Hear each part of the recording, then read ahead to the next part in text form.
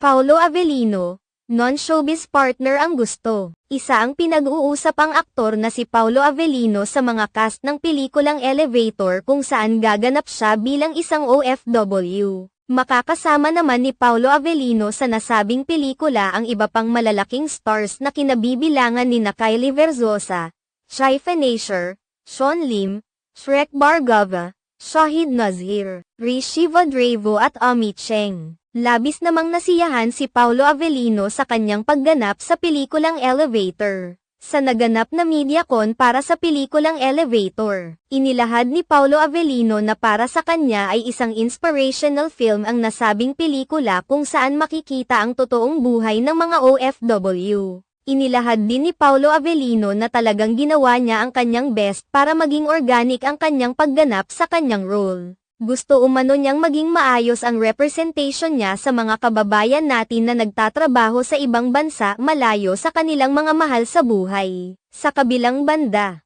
nailahad rin ni Paolo Avellino na mas pipiliin niya na magkaroon ng perfect partner kaysa sa pagkakaroon ng perfect career. Ayon kay Paolo Avellino, kapag nakahanap na ng perfect partner ay mas nagiging desidido ang tao to thrive. Samantala, ang lalong ikinagulat ng mga netizens ang pagsisiwalat ni Paolo Avellino na mas prefer niya na maging partner ang babaeng hindi nagmula sa showbiz industry. Dahil sa naging pahayag na ito ni Paolo Avellino, marami ang napaapatanong kung paano na lang si Kim Cho na kasalukuyang iniuugnay sa kanya matapos ang pagsasama nila sa magkasunod na serye. May mga napapaisip na baka wala naman talagang namamagitan sa dalawa at hanggang sa pagiging on-screen partner lamang ang relasyon ng dalawa.